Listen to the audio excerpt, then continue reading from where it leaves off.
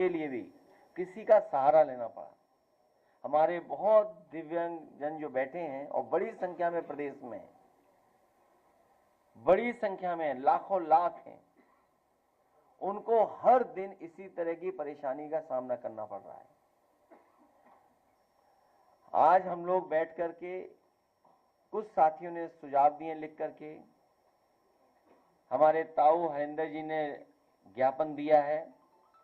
Shakuntala university के छात्र जो वहां पढ़ रहे हैं और आंदोलन भी कर रहे हैं, जो सुविधा समाजवादी सरकार में दी गई थी उन सुविधाओं को नहीं दिया जा रहा है, या नियमों को बदल कर करके उनके ऊपर लगातार प्रशासन के माध्यम से दबाव बनाया जा रहा है।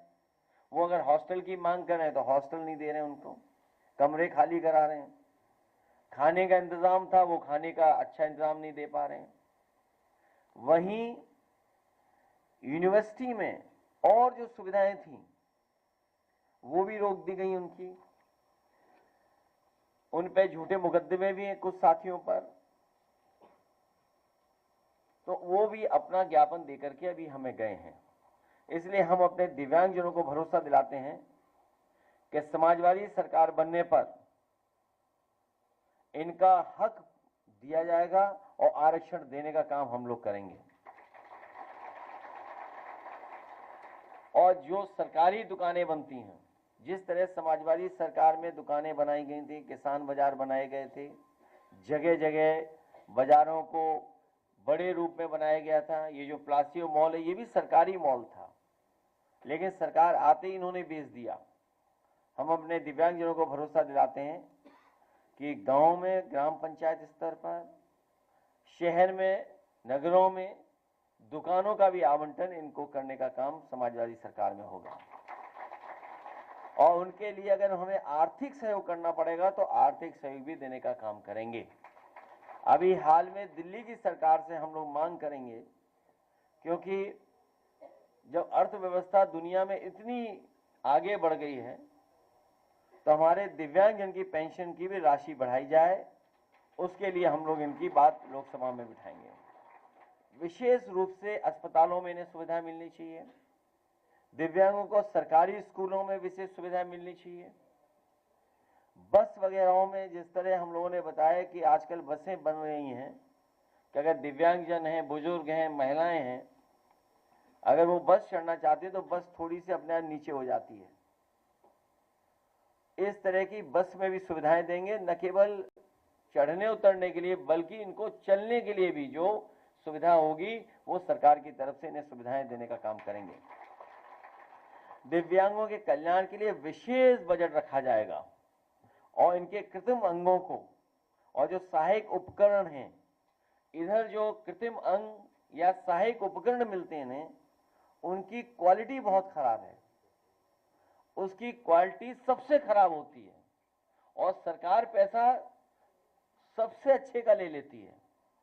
कभी समाजवादी सरकार में ई रिक्शा फ्री मिले थे और बड़ी संख्या में बांटना शुरू हो गया था। अगर भविष्य में हम लोगों को, चला के दिखाओ जरा गाड़ी अपनी, चला के दिखाओ, अगर इस तरह की क्या बोलते हैं इसको, चोट लग जाएगी भाई पत्रकारों को हाँ, इलेक्ट्रॉनिक व्हीलचेयर, हम अपने दिव्यांगजनों को भरोसा दिलाना चाहते हैं कि समाजवादी सरकार बनेगी तो अपने दिव्यांगजनों को, बस ठीक है खड़ी कर लो, कोई बात नहीं, खड़ी कर लो, बस देख ली, इनको इलेक्ट्रॉनिक या इस तरह की भी उपलब्ध कराने का काम करेंगे और जो उपकरण दिए जाएंगे वो अच्छे उपकरण दिए जाएंगे। इधर उत्तर प्रदेश की सरकार चल रही कि नहीं चल रही है, कुर्सी पे बैठेंगे नहीं, पता नहीं क्या हो रहा है। पूरे उत्तर प्रदेश में किसान लाइन में लगा खड़ा है बेचारा, इंतजार कर रहा है खाद का। पूरे उत्तर प्रदेश में कहीं देख लीजिए आप, कई वीडियो आ रहे हैं, सोशल मीडिया पे हैं, लेकिन वो वाला मीडिया बिल्कुल चुप है। किसान लाइन में खड़ा हुआ हर जगह, और कई जगह तो किसान, जो बुजुर्ग किसान थे लाइन में लगे हुए थे, उनकी जान तक चली गई, बताइए, बलरामपुर में। इसी तरह महाराजगंज में खाद में लाइन में लेने के लिए खाद की लाइन में लगे थे, उनकी जान चली गई और खाद है ही नहीं। आज का सरकार ये बताए कि खाद कहां है, और वो अखबार कह रहा है कि सरकार का पक्ष छाप देता है कि खाद हर जगह है। तो खाद है ही नहीं किसान के लिए। और फिर किसान को कहां नहीं संकट है। बिजनौर में बड़ी संख्या में जब मैं लीडर ऑपोजिशन था हाउस में, तब भी उठाया था, वहां के विधायकगण ने उठाया था कि अक्सर गुलदार शिकार बना रहा है किसानों की और बच्चों की, परिवार के लोगों को जो खेती करने जा रहे हैं, रात में सो रहे हैं, गुलदार एकदम शिकार बना दे रहा है। बड़े पैमाने पर लोगों की जान गई है। बिजनौर में घटना घटी है, कालागढ़ में गुलदार ने महिला को मार डाला, नवाबगंज तेंदुए ने घायल कर दिया, खीरी में अभी फिर देखा, सुनने को मिला किसान पर बाघ का हमला हुआ, अधमरा छोड़ गया।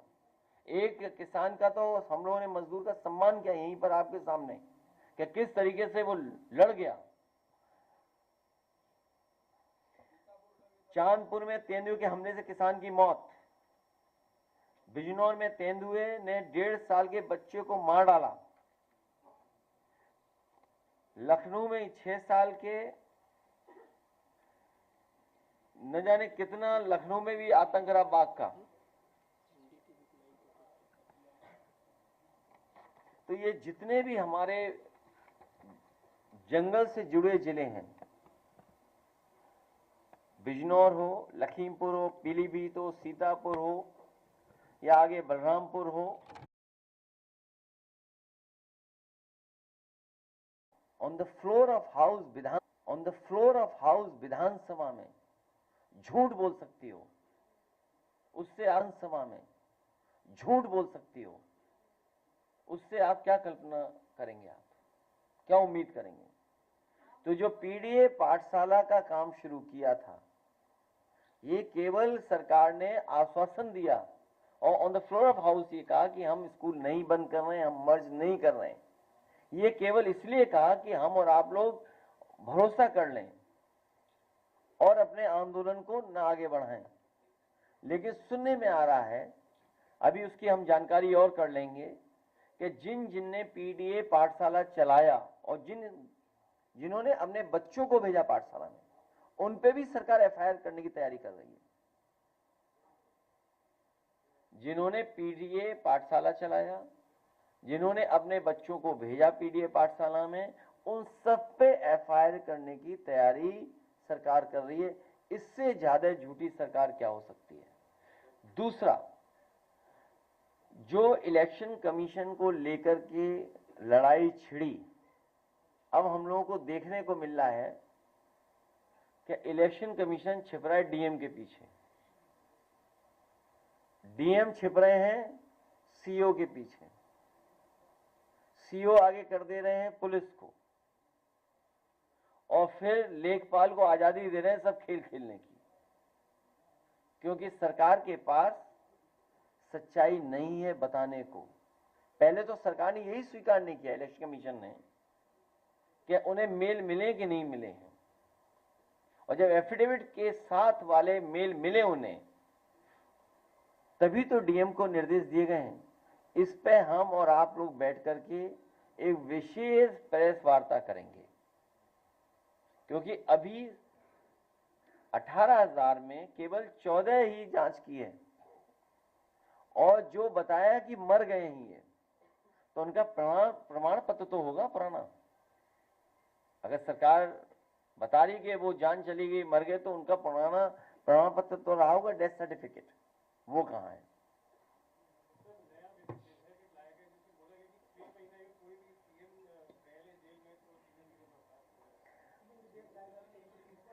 हमारे मुख्यमंत्री जी को पता था ये बात कि एक न एक दिन ऐसा विधेयक आएगा। कुर्सी पे बैठते उन्हें सब अपने मुकदमे वापस ले लिए, अपने तो लिए लिए, डिप्टी सीएम के भी ले लिए, और जो इस विधेयक को ला रहे हैं उन्होंने कई जगह ये स्वीकार किया, कई जगह, एक जगह नहीं, कई जगह स्वीकार किया कि उन पर झूठे मुकदमे लगे थे, उन्हें झूठा फंसाया गया था। तो अगर उन्हें झूठा फंसाया गया था तो कल किसी और को भी झूठा तो फंसाया जा सकता है। अब आप देखिए मोहम्मद आजम खान साहब, पार्टी के नेता, उन्हें नहीं भेज दिया जेल। प्रजापति विधायक पिछले कितने वर्षों से हैं, इरफान सोलंकी, रमाकांत यादव, अब्बास तो बच गए भी। तो ये सरकार विपक्ष के लोगों को परेशान करना, रीजनल पार्टीज पर दबाव बनाना, रीजनल पार्टी के अंदर रिवोल्ट तैयार करवाना, इसलिए विधेयक ला रहे हैं। और सबसे महत्वपूर्ण, जो ये चुनाव में डकैती करते हैं, वोट की चोरी करते हैं, उस बहस से हटने के लिए ये इस तरह का विधेयक जानबूझ करके लाया जा रहा था, जिसका विरोध हम लोग कर रहे हैं। हम नहीं है उसमें, विरोध कर रहे हैं।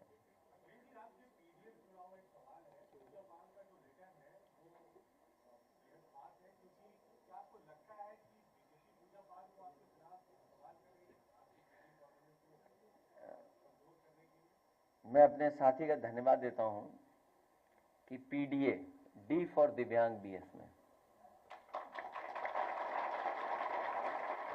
और जो हमारे साथी सवाल पूछे हैं, हमारी पार्टी के प्रदेश के अध्यक्ष श्यामलाल पाल जी ने एक पत्र लिखा है, वो मैं चाहूंगा कि पत्र सबको डिस्ट्रीब्यूट कर दिया जाए। और ये बात समझ में नहीं आती है कि कोई मुख्यमंत्री से मिले और उसको जान का खतरा दूसरे दल के नेता से हो। ये बात मैं समझ नहीं पा रहा हूं। शायद वो मीडिया, वो वाला मीडिया मुझे शायद समझा पाई ये बात। अरे भाई, यहां हम लोग जेल चले जाएंगे भाई, मार देंगे बीजेपी वाले। हालांकि नहीं बोलना चाहिए हमें ये बात, लेकिन अगर कोई ऐसी बात है किसी के मन में कि किसी से खतरा है, तो हम समाजवादी पार्टी के लोग, हालांकि पत्र में वही बात है कि इसकी जांच हो, इसकी जांच हो कि आखिरकार कौन ऐसे लोग हैं, कौन ऐसे संगठन के लोग हैं जो किसी की जान ले सकते हैं, जिस किसी को खतरा है किसी से। इसकी सरकार जांच करे, और हम उत्तर प्रदेश की सरकार पर भरोसा नहीं कर सकते। इसीलिए ये पत्र हम लोगों ने दिल्ली की सरकार को, गृह मंत्री जी को लिखा है। हमें उम्मीद है वहां से न्याय मिलेगा हम लोगों को, यहां से तो उम्मीद नहीं है। और फिर कितने वर्षों हमारे साथ थे, तब खतरा था ही नहीं किसी को। सब समझते हो आप।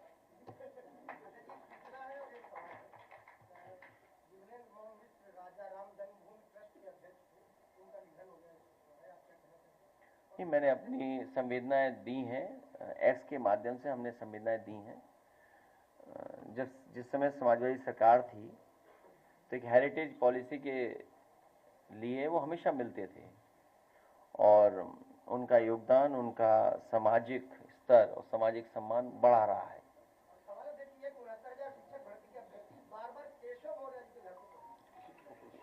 ये बंटवाइए चिट्ठी।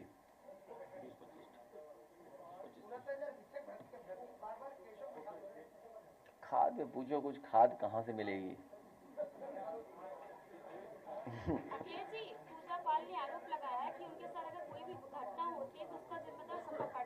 अगर यहाँ पर कोई भी हमारे इसमें हॉल में गड़बड़ होती है तो उसकी जिम्मेदार आप होंगी। हम तो क्वेश्चन कर रहे हैं, हम कैसे जिम्मेदार होंगे? तो हम कैसे जिम्मेदार होंगे ये बताओ?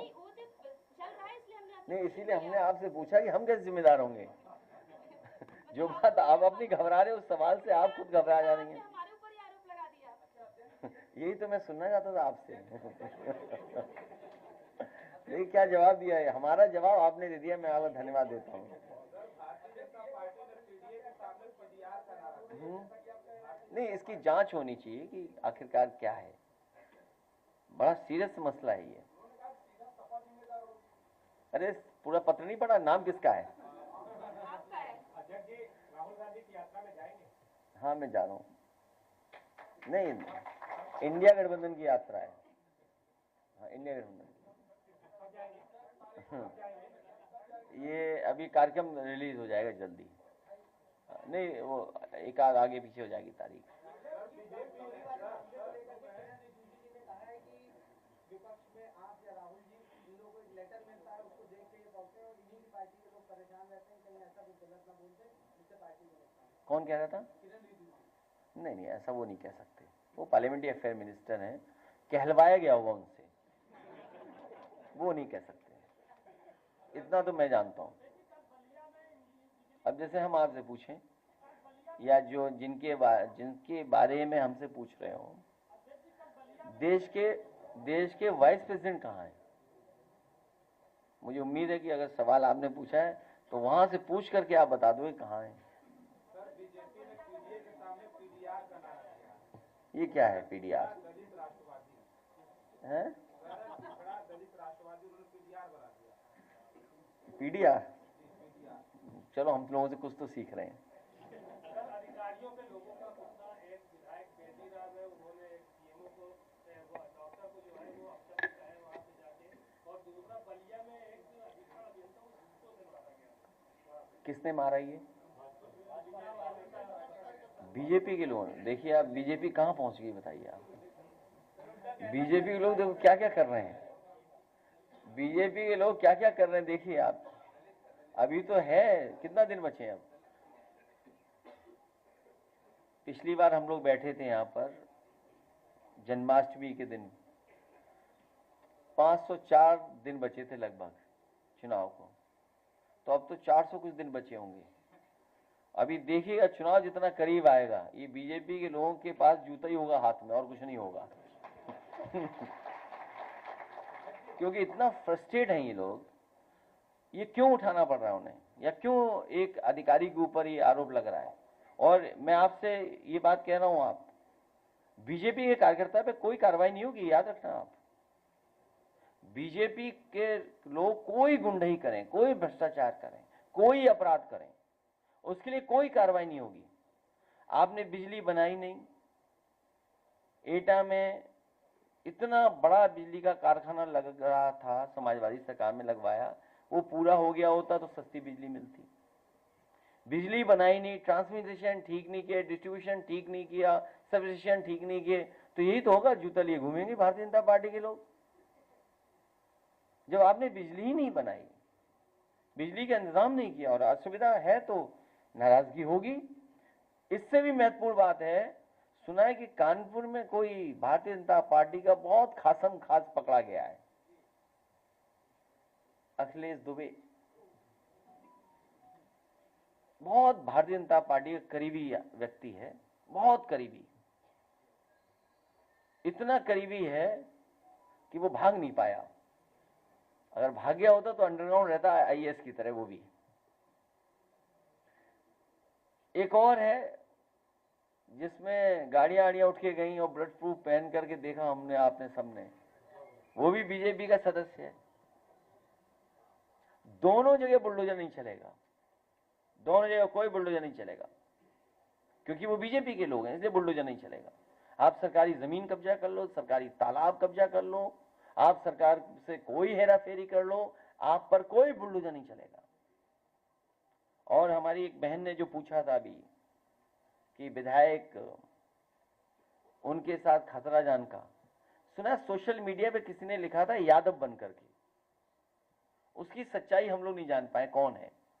सुना है वो भी बीजेपी का कार्यकर्ता निकला,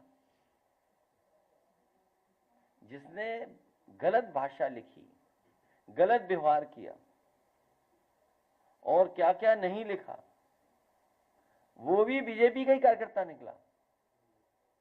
सोचिए आप, अगर बीजेपी के आप हैं तालाब कब्जा कर सकते हैं, बीजेपी के अगर आप हैं तो कोई गैर कानूनी बिल्डिंग बना सकते हैं, बीजेपी के अगर आप हैं तो जूता लेकर के निकल सकते हैं, आप बीजेपी के आप हैं तो टेबल पे पैसा फेंक दोगे 50,000 रुपया, लाइए यही तो तुम्हें चाहिए था, लगाइए ये भ्रष्टाचार, ले लीजिए पैसा। इसलिए बीजेपी आखिरी समय पे पता नहीं क्या क्या करेगी, इसलिए सावधान रहिए पूरे उत्तर प्रदेश के लोगों।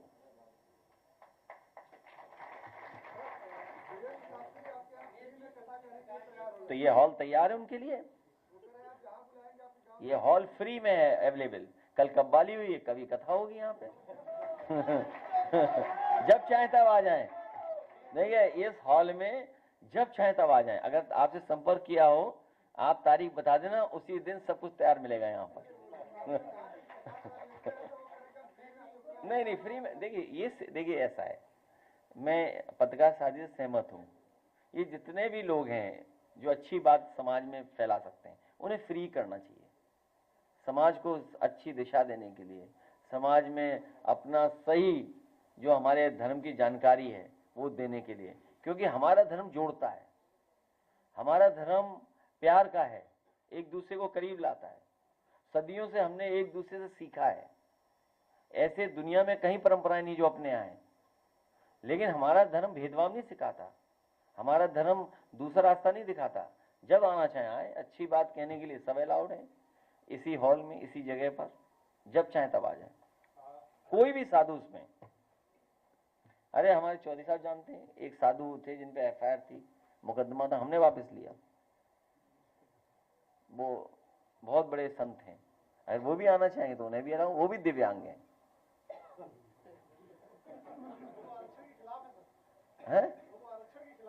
तो उन्हें क्या लेना देना, उनका थोड़ी आरक्षण होना है, खत्म कर लेंगे वो आरक्षण।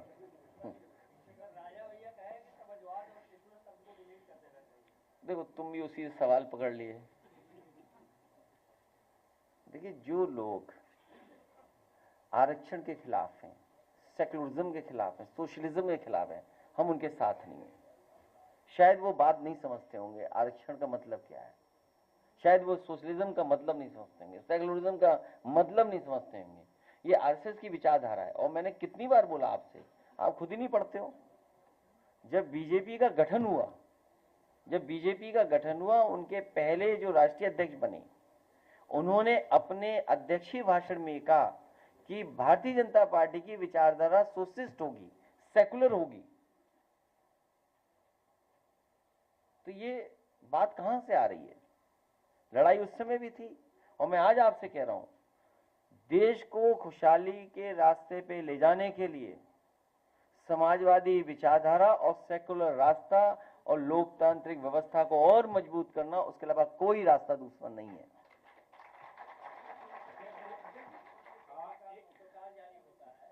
छोड़ो, कोई बात नहीं, वो तो गलती है, को छोड़िए। जिस तरह से कथावाचकों के आपत्तिजनक बयान सामने आ रहे हैं, अब रामभद्राचार्य भी उनके खिलाफ मोर्चा खोल रहे हैं। इस फील्ड में हमें कुछ ज्ञान नहीं है इसलिए उस फील्ड की बात हम नहीं कर सकते। देखिए वोट पे हम लोग अलग से एक प्रेस करेंगे, क्योंकि कई उसमें बहुत सारे सवाल निकलेंगे। हम अपनी बात भी कहेंगे, आप लोगों को भी जानकारी होगी, तो कुछ क्रॉस क्वेश्चन होगा तो उस समय बात कर लेंगे। क्योंकि ये तो स्वीकार कर लिया है और जनता जान गई है कि भारतीय जनता पार्टी के लोग वोट चोरी करते हैं और वोट डकैती करते हैं। अब व्यवस्था ये है कि वोट बनवाओ, वोट बचाओ, वोट पड़वाओ, फिर वोट गिनवाओ। तो हम पॉलिटिकल वर्कर्स को कितना काम मिल गया सोचो। वोट बनाना, वोट जुड़ा रहना, कट ना जाए, फिर वोट पड़वाना, फिर वोट गिनवाना। हाँ, वो भी एक हिस्सा है तो कितना हम लोगों पे काम बढ़ गया। आप सोचिए, आप वर्कर्स का काम कितना बढ़ गया। तो इसीलिए हम लोग सीट ज्यादा जीत गए। तो हमारी पार्टी, हम लोगों को मिलकर के बूथ पे काम करते रहना पड़ेगा। अध्यक्ष जी, मुठभेड़ के नाम पे जिस तरीके से लोगों को उठाया जा रहा है और सुबह तड़के 4 बजे उनका एनकाउंटर, हाफ एनकाउंटर होता है, कहाँ हुआ सर? अभी एक रिपोर्ट आई है सर, मथुरा में हेमंत नाम के व्यक्ति को उठाया गया, उसकी सीसीटीवी में उसकी फुटेज भी जब निकाली गई तो मतलब पुलिस ने कह दिया कि जो है ये फरार था, लेकिन जो है वो सामने आकर के बयान दे रहा है कि मेरी फर्जी मुठभेड़ हुई और मेरे हाफ एनकाउंटर किए गया। लगातार ऐसी घटनाएं सामने आ रही हैं। जब से भारतीय जनता पार्टी की सरकार बनी उत्तर प्रदेश में, और जब से मुख्यमंत्री बने, तब से अन्याय हो रहा है और बड़े पैमाने पर हो रहा है। पुलिस को खुली छूट दी हुई है। तो क्या सर जांच कराएंगे? आपकी सरकार आएगी तो? तुम पहली बार आए हो प्रेस में हमारी पुरानी प्रेस हम कह चुके हैं कि जितने भी इस तरह के फेक इनकाउंटर्स हुए हैं, उनकी जांच होना जरूरी है। और इससे भी महत्वपूर्ण सवाल ये है